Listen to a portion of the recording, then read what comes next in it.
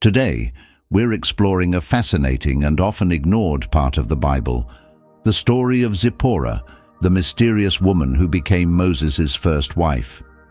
Though she's not talked about much, her journey carries deep cultural meaning, spiritual insight, and surprising events that may change how you see the biblical narrative.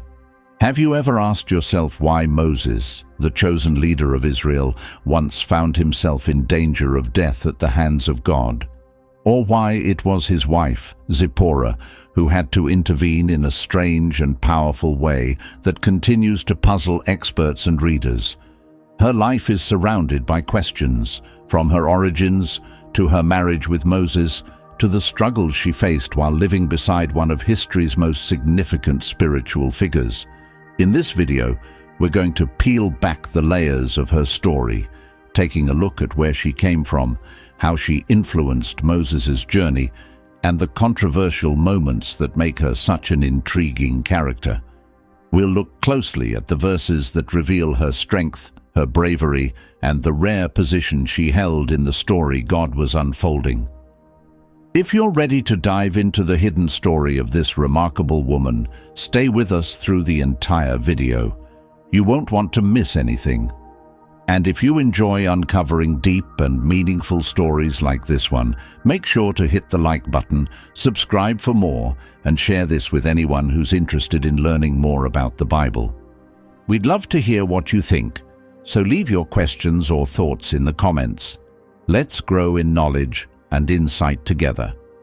Zipporah enters the biblical story in the book of Exodus right at a crucial moment in Moses' life. After fleeing Egypt to escape Pharaoh's anger, Moses ends up in the land of Midian. It's there, far from home, that he meets the 7 daughters of a man named Jethro, also called Reuel, who served as a priest in Midian. The Midianites were descended from Abraham and his wife Keturah, according to Genesis chapter 25, verses 1 and 2. These people lived a nomadic lifestyle in what today would be considered the northwest part of Arabia. Zipporah's introduction takes place during a dramatic moment at a well, a location often used in scripture for important meetings, such as when Isaac's future wife Rebekah appears, Genesis 24:11-20, or when Jacob meets Rachel, Genesis 29:9-10. In ancient times, wells weren't just places for gathering water, they were also vital social spaces where people would meet and interact. According to Exodus chapter 2, verses 16-21. The priest of Midian had 7 daughters. They came to the well to draw water and fill the troughs for their father's animals. But some shepherds tried to drive them off. Moses stood up for them and helped water their flock. Later, Moses accepted the man's invitation to stay, and the priest gave his daughter Zipporah to Moses as his wife. This part of the story shows us that even though Moses was new to the land and unfamiliar with the people, he stepped in immediately to protect and support those in need. The rough behavior of the shepherds toward Jethro's daughters reflected the kind of difficulties women often faced at the time, especially in a male-dominated society where public places were usually controlled by men.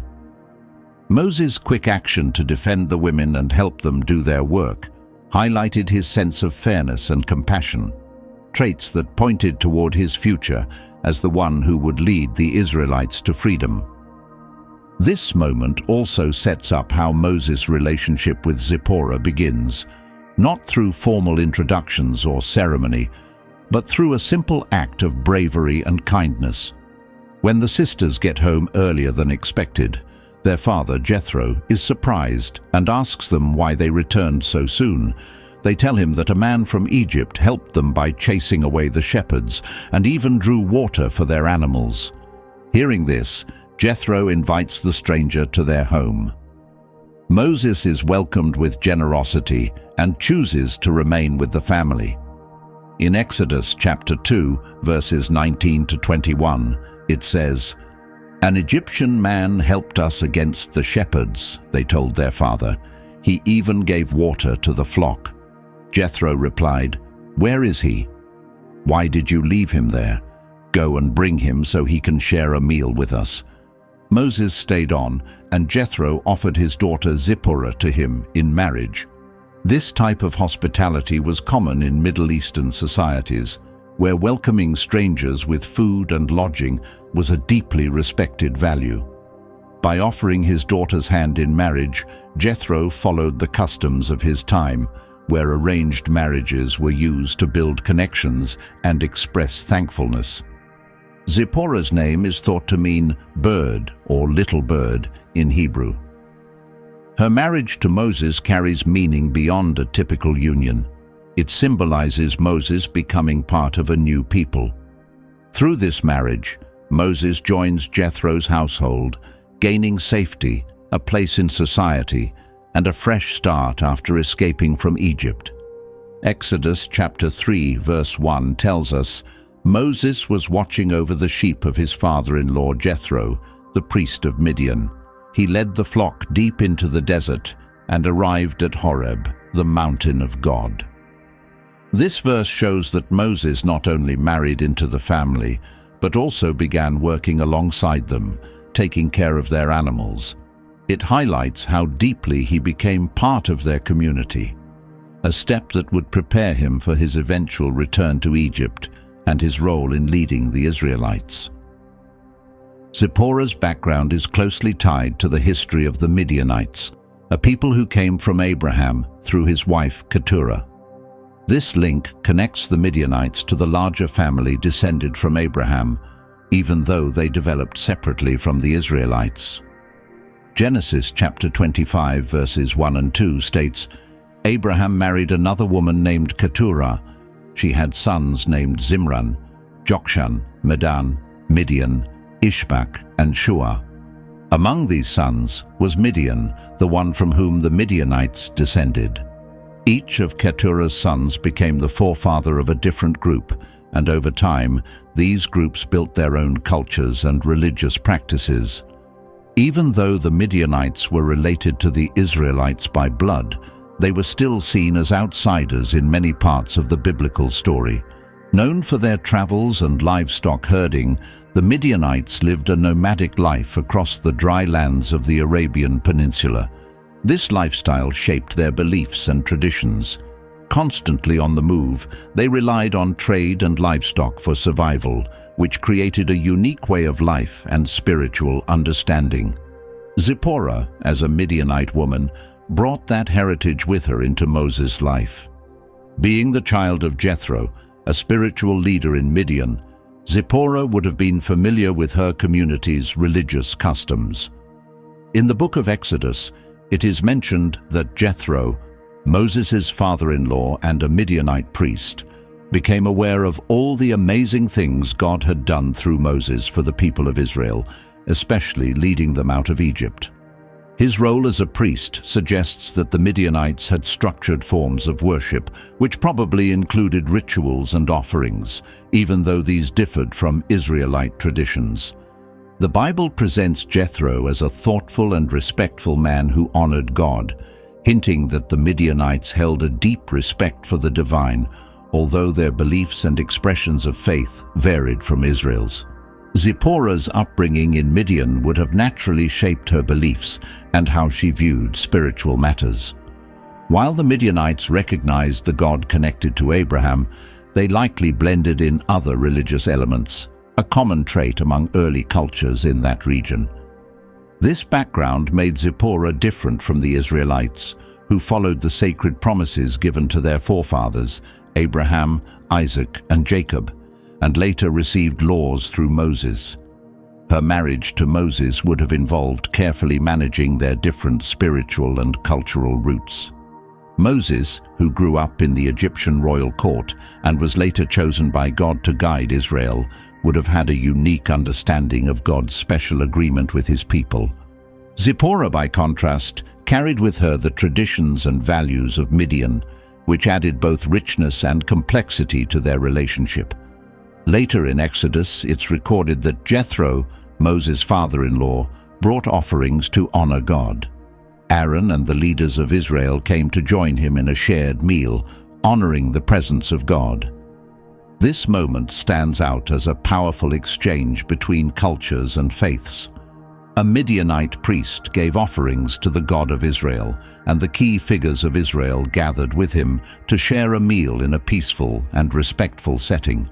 It shows a rare but meaningful moment of spiritual connection and shared reverence, even across differing belief systems. This also hints at the impact Zipporah's family may have had on Moses and those he led, as they participated together in meaningful rituals. However, the distinct differences in beliefs between the Israelites and the Midianites could also lead to friction. The Israelites were dedicated to the worship of a single God, Yahweh, while the Midianites may have practiced a blended form of worship, including different gods and rituals. Such differences would have pushed Moses and Zipporah to create harmony in their home, especially since Moses was being guided by God to lead according to strict divine rules. In the book of Numbers, we're told that while the Israelites were camped in Shittim, some of the men engaged in immoral behavior with Moabite women, who then led them to take part in ceremonies honoring other gods. They joined in these meals and bowed before foreign deities. So the people of Israel aligned themselves with the god worshipped at Peor, and this deeply angered the Lord. While this passage specifically mentions the Moabites, it highlights a larger problem. Israelite men often fell under the influence of women from other nations, which led them into idol worship. Although there's no evidence that Zipporah ever tempted Moses to turn away from God, any union between an Israelite and a foreign woman could bring tension due to differing faiths and customs. This makes Zipporah's role even more remarkable. Despite the cultural divide, she remained an important part of Moses' life without interfering with his mission or his relationship with God. One of the most puzzling and discussed moments involving her comes from Exodus chapter 4, where she steps in during a dramatic and dangerous incident that almost cost Moses his life. The story is brief but intense, and its meaning has been debated for generations because of how mysterious and significant it is. According to Exodus, while they were on their journey, God confronted Moses and was ready to end his life. In response, Zipporah quickly took a sharp stone blade, cut off her son's foreskin, and touched it to Moses' feet. She then said, "You are a husband of blood to me." After that, God left Moses alone. Her comment referred to the act of circumcision. This scene presents a confusing situation. God, who had just chosen Moses to rescue his people from Egypt, suddenly threatens his life. The scripture doesn't clearly explain why, but many believe it was because Moses hadn't circumcised his son. This ritual was a vital part of the agreement between God and his people, as explained in the book of Genesis. In Genesis, God tells Abraham that every male descendant must be circumcised as a sign of their special bond. It was a permanent mark of belonging to God's chosen people. Moses' failure to carry out this command could be seen as ignoring a key part of his faith, especially since he was about to take on the huge task of leading Israel. Such an oversight from someone in his position would have been unacceptable. At this critical moment, Zipporah takes action. Using a flint blade, a tool often connected to sacred rituals in ancient times, she performs the act herself. This shows that she understood the spiritual weight of the covenant and recognized the urgency of the situation, maybe even more than Moses did. Her words, "You are a husband of blood to me," have sparked many interpretations. The phrase is vague and may carry a mix of emotions, possibly frustration, relief, or even a deep awareness of the sacred commitment being made. Some experts see her statement as a reaction to the painful but powerful symbol of the covenant, where blood marked the connection between her husband, their child, and the God of Israel. In the book of Joshua, God told him to prepare stone blades and carry out circumcision again for the people of Israel. so Joshua obeyed, using sharp flint tools to perform the ritual at a place called Gibeath Haraloth. This moment reinforces how important circumcision remained in Israel's story. It was still closely tied to purity and faithfulness to God. Zipporah's earlier use of a flint blade connects her to this ongoing theme. Her action wasn't just a moment of emergency, it fit into a larger biblical pattern where circumcision represented dedication and loyalty to God. What makes her role especially meaningful is that she wasn't born into the Israelite community. As a Midianite, she came from outside that covenant. Yet, in that critical moment, she showed a deep awareness of what it meant to belong to God's people. Her actions reflect the complexity of her relationship with Moses. Coming from different cultural and spiritual backgrounds, their marriage naturally included some tension. Still, Zipporah's choice to act showed that she understood the importance of the covenant, perhaps even more clearly than Moses did in that instance. There's a powerful verse in Deuteronomy that says, "Cut away the stubbornness from your hearts and stop resisting." Though this is symbolic, it returns to the idea that circumcision, both physical and spiritual, marks true commitment. What Zipporah did wasn't just about the outward ritual, it reflected something deeper inside her, a readiness to follow God fully. She didn't just know the ritual, she grasped its heart. That moment, when she circumcised her son, wasn't only about avoiding danger, it was a turning point. It protected Moses, but it also emphasized the seriousness of the covenant between God and his people. Zipporah's response shows she wasn't just a bystander in Moses' story, she was a woman of strength and insight, navigating a life shaped by both cultural differences and divine calling. Though the episode is short, it leaves a strong impression. It touches on loyalty, faith, and the role of women in the larger plan of God. Zipporah's role was essential, even if briefly described. Later, we read that Zipporah returns to Midian with her children. As Moses prepared to confront Pharaoh and lead the Israelites out of Egypt, there's a short but important note about this in Exodus chapter 18. Her father, Jethro, brings her and the boys back to Moses. The text says that after Moses had sent his wife away, Jethro received her and their sons. One son was called Gershom, named because Moses once said, "I've been a stranger in a land not my own." The second son, Eleazar, was so named because Moses said, "The God of my father helped me and saved me from Pharaoh's sword." This passage suggests that Moses, at some point before the Exodus began, chose to send Zipporah and their children back to her family's home. While we aren't told exactly why, several possible explanations come to mind, starting with the idea that it was a move made for their safety. One probable reason Moses chose to send Zipporah and their sons back to Midian was to protect them. The task God had given him, to face Pharaoh and demand freedom for the Israelites, was extremely dangerous. Pharaoh was the most powerful man of that time, and confronting him meant serious risks. Wanting to shield his family from that danger, Moses may have decided it was best for them to stay somewhere safe.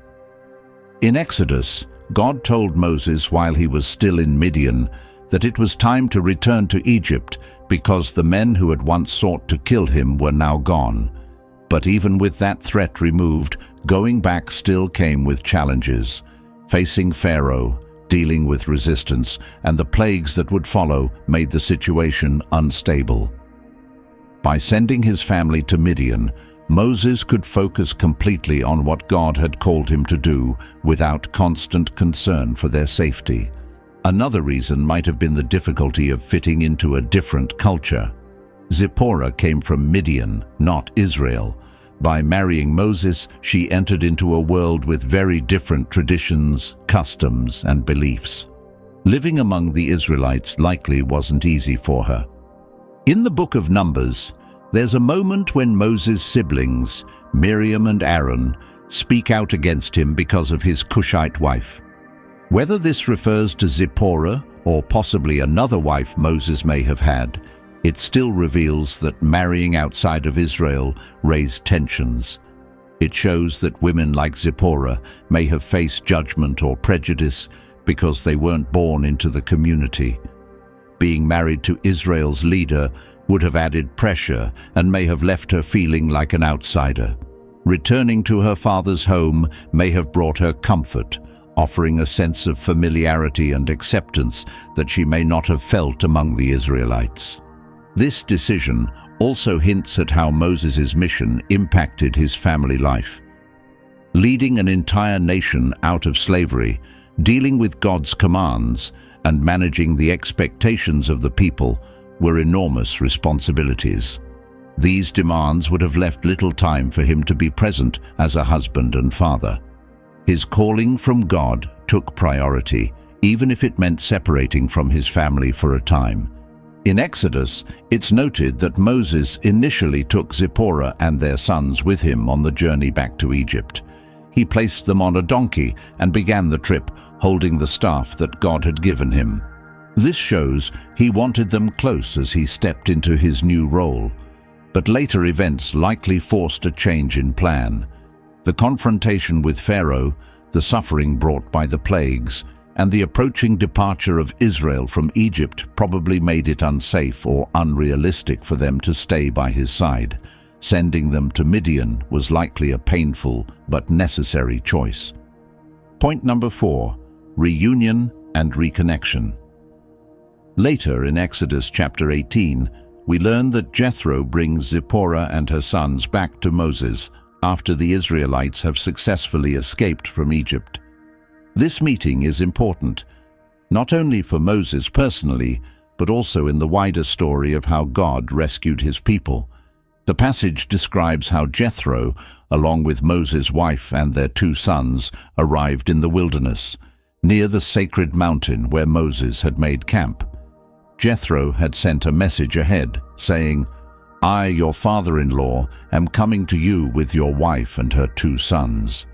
Moses went out to meet him, showed deep respect by bowing, and greeted him with a kiss. Then they entered the tent together. This moment is filled with warmth and honor. It shows how much Moses valued Jethro and his own family. Zipporah's return marks the reunion of a family that had been separated during one of the most intense periods of Moses' life. It's a reminder of how important family ties were within the larger story of God's promises to Israel. Next, we examine another moment involving Moses' family, this time a conflict with his siblings, Miriam and Aaron. This encounter sheds light on some of the social and cultural tensions within Moses' household. It's recorded in the book of Numbers. In chapter 12, we're told that Miriam and Aaron spoke out against Moses because of his Cushite wife, whom he had married. This is the only place where this disagreement is directly mentioned, but it carries heavy meaning. The term Cushite usually refers to someone from the land of Cush, a region thought to be in modern-day Ethiopia or Sudan, indicating African ancestry. Scholars have debated whether the woman mentioned here is Zipporah or another wife Moses may have taken. If the Cushite woman is indeed Zipporah, the verse shows that her foreign background, and possibly her physical appearance, may have caused tension even among Moses' closest relatives. Zipporah, already a Midianite, would have been seen as an outsider. Being described as a Cushite might have emphasized her otherness in the eyes of Miriam and Aaron. This moment brings to light the cultural and ethnic issues that may have influenced how she was received within the Israelite community. In Deuteronomy, the Israelites were later warned not to marry people from surrounding nations for fear they might lead them to worship other gods. Although this command came after Zipporah's time, it reflects a general fear of spiritual compromise that could come from marrying outside the faith. Miriam and Aaron's complaint may have been rooted in those concerns, or it may have reflected deeper feelings of rivalry. Both were respected leaders. Miriam was recognized as a prophetess, and Aaron served as high priest. Their challenge to Moses might have come from envy over his unique connection to God and the authority he held among the people. In Numbers 12:2, Miriam and Aaron asked, "Is Moses the only one God speaks through? Doesn't he also speak through us?" God heard what they said. This shows that their frustration wasn't just about Moses marrying a foreign woman. It went deeper. They felt overlooked, wondering why Moses seemed to have such a special connection with God. Criticizing Moses' wife may have been a way to question his leadership. Her outsider status became a tool they used to challenge his role. But God acted quickly and decisively. He summoned all three, Moses, Aaron, and Miriam, to the tent where he defended Moses and confronted the siblings about their words. In Numbers 12:6-8, God said, "Pay attention. When I choose a prophet, I make myself known through visions or dreams. But that's not how it is with Moses.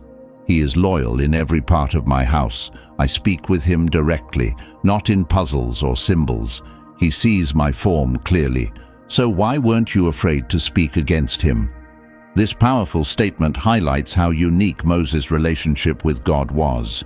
No other prophet shared such a direct line to the divine. God's anger was stirred, but it was Miriam who suffered the punishment. In Numbers 12:10, after the cloud moved away from the tent, Miriam's skin turned white with a serious disease. Aaron looked at her and saw she had a skin condition that made her unclean. Her illness wasn't just physical, it carried a symbolic weight. Being declared impure and pushed out of the community mirrored the way she had tried to isolate Moses' wife. And, in a bitter twist, the condition that turned her skin pale may have reflected her rejection of someone who looked different. Aaron's horror and Moses' compassionate response lead to a turning point. Moses called out to God, saying, "Please, God, heal her." In Numbers 12:13-15, the Lord responded, "If her father had shamed her, wouldn't she be excluded for 7 days? Let her stay outside the camp for that time, and then she can return." This shows both justice and mercy. Miriam's exclusion served as discipline, but it wasn't permanent. Moses' prayer and Aaron's remorse opened the door to her being accepted again. So Miriam stayed outside the camp for a full week, and during that time, the Israelites didn't continue their journey until she returned.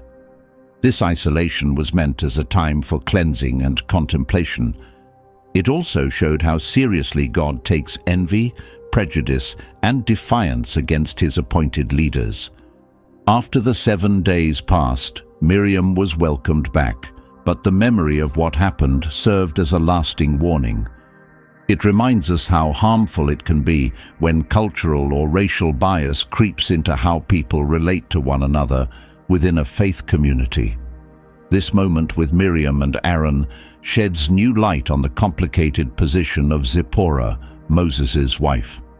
Whether the Cushite woman mentioned refers to Zipporah or someone else, this situation shows that cultural and racial barriers likely played a role in how she was seen by others. It also reveals some of the personal struggles Moses endured, not just as the leader of a nation, but within his own family. Leading wasn't only about managing the people, but also about handling internal tensions tied to jealousy, culture, and identity. This event teaches the value of humility, unity, and God's fair judgment in the life of a believing community. In the end, Zipporah's story, though not told in detail, is still rich with meaning. As Moses' first wife, she had an important impact on his journey. From their first meeting in Midian to the dramatic moment when she saved his life, her actions show the complexity of cross-cultural relationships and the courage needed to face them. While the Bible doesn't say much about her, what little it does tell reveals a strong, wise woman who stood by one of the most important figures in Scripture. Thanks for being with us as we explored Zipporah's life. If you liked this video, make sure to like, subscribe, and share it with others who might enjoy it too. And don't forget to stay connected for more Bible-based reflections. May God bless you.